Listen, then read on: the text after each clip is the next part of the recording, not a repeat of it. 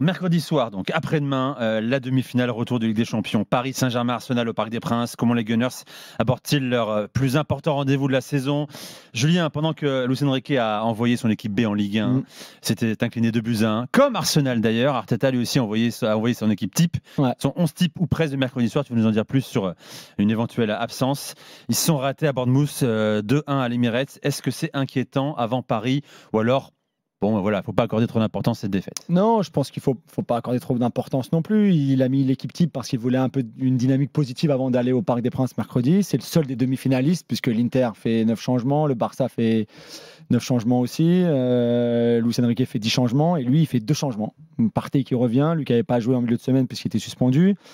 White qui remplace Timber, Merino sur le banc, et puis voilà, c'est à peu près tout. Tout le reste, c'est les mêmes. Et je pense que l'idée, c'était de faire une bonne heure. Ce qu'ils ont fait d'ailleurs, c'est plutôt la première heure, elle est cohérente. Ils contrôlent le match, ils mènent 1-0. Et peut-être après, de faire sortir certains joueurs clés qui ont beaucoup joué ces derniers temps pour faire rentrer des jeunes ou quoi que ce soit, garder le score, garder le résultat. Et après, arriver au parc mercredi avec cet élan un petit peu positif là, qui leur manque.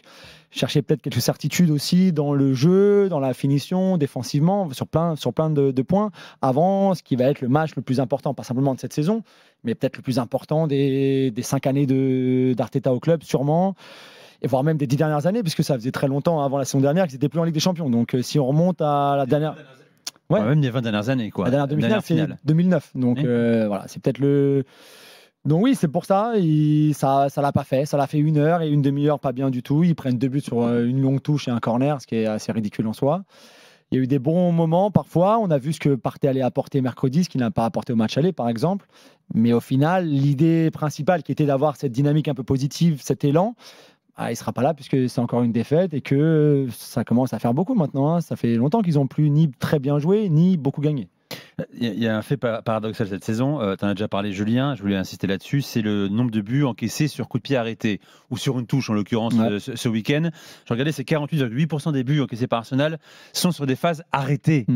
C'est un paradoxe parce qu'effectivement, c'est l'une des meilleures équipes, deuxième européenne en termes de stats, offensivement, sur coup de pied arrêté. Jauvert, il bosse que les phases offensives ou c'est quoi le problème? Parce que normalement, si tu es fort dans... C'est l'une des pires en première ligue, des 5 pires équipes. Si tu es fort dans un aspect de ce jeu-là, tu dois être fort dans l'autre aspect. Si tu travailles les combinaisons ensemble, tu as cette cohérence. Donc c'est très bizarre qu'il soit bon d'un côté du terrain, en phase offensive, et pas en phase défensive sur coup de pied arrêté. C'est un problème. L'autre problème, c'est qu'ils ouvrent le score et ensuite abandonnent des points en route, puisque ça fait 21 points maintenant en championnat, qui perdent, donc, comme disent les Anglais, d'une winning position. Donc tu gagnes et soit tu fais match nul, soit tu perds. 21 points, c'est beaucoup. La différence avec Liverpool, elle est là. De toute façon, on n'a pas besoin de la chercher ailleurs. C'est-à-dire qu'ils ne peuvent pas garder un avantage au score, ils ne peuvent pas garder l'avantage. Je ne sais pas si c'est mental, si c'est un peu physique. Samedi, ça avait l'air d'être physique. Après l'heure de jeu, c'est vrai que c'était moins bon. Et Bournemouth, c'est une équipe qui court beaucoup, qui a beaucoup d'intensité.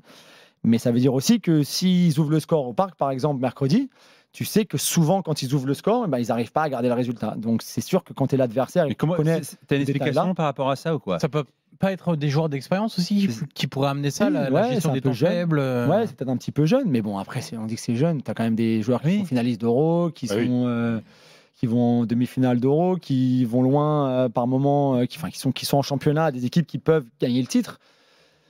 Donc, ce n'est pas des U19 non plus qui débarquent à ce niveau-là et qui voient ce que c'est, quelle est la réalité du très haut niveau. Donc, je pense qu'il y a des erreurs individuelles. Je pense que collectivement, physiquement, il y a peut-être un petit peu de soucis. Par exemple, c'est un point important, mais c'est peut-être pas à développer aujourd'hui parce qu'on n'aura pas le temps, mais Arteta, ce n'est pas un entraîneur qui fait de la périodisation dans ses méthodes d'entraînement. Peut-être qu'à un moment, à vouloir être aussi très exigeant tout le temps, peut-être que parfois il faudrait gérer un petit peu différemment. Temps fort, temps faible, exactement. Ouais. Tu vois, au match aller, Odegaard avait fait un très mauvais match. En fait, c'est peut-être ce joueur-là qui normalement devrait garder le ballon, parce que quand tu as le ballon, tu conserves Enfin, tu vois, c'est la meilleure défense souvent. Et on n'a pas l'impression qu'il, en tout cas dans le match aller, qu'il ait vraiment brillé là-dedans, tu vois, c'est pas, il n'allait pas chercher la balle, et c'est ce qu'on lui reprochait quand il était très jeune, mais qui était au Real, c'est-à-dire que c'était un joueur qui n'était pas capable d'être le patron de l'équipe en disant je prends le ballon, on va faire jouer l'équipe au rythme que je veux. Ouais, en tout cas, mais là c'est même pas ça, parce qu'ils prennent un but sur une touche et un corner, donc c'est même pas qu'ils avaient abandonné le ballon, qu'ils le gardaient moins bien. Tu vois, mais est-ce qu'il n'est pas capable lui de conserver la balle?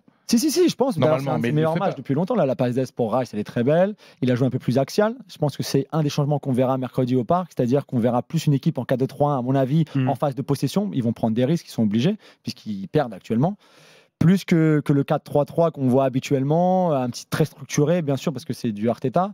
Mais je pense qu'on verra un rôle un peu plus central pour Odegaard qui pourrait être intéressant, surtout avec le retour de Partey devant la Odegaard défense. sera bien là à 100%. Il devrait, oui, Timber aussi, je pense que Timber ça devrait aussi. le faire. Après, si à un moment, ici, il faut une petite piqûre pour que tu ne sentes pas trop la blessure à la cheville ou je ne sais pas où, c'est là qu'il faut le faire. Si tu ne le fais pas pour ce match-là, tu ne le feras jamais. Quoi, donc, Moi, je veux ton sentiment, Julien, à 48 heures du retour. Tu penses qu'Arsenal peut renverser le PSG? Ou aujourd'hui, dans ce contexte-là, c'est une montagne pour les Gunners?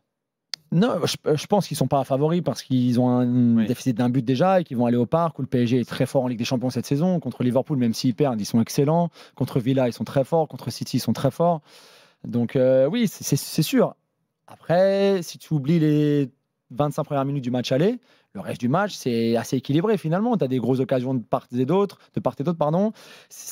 Arsenal joue plutôt bien à domicile, le PSG aussi, mais voilà, ils se sont créés des occasions. Martinelli peut marquer, Trossard peut marquer.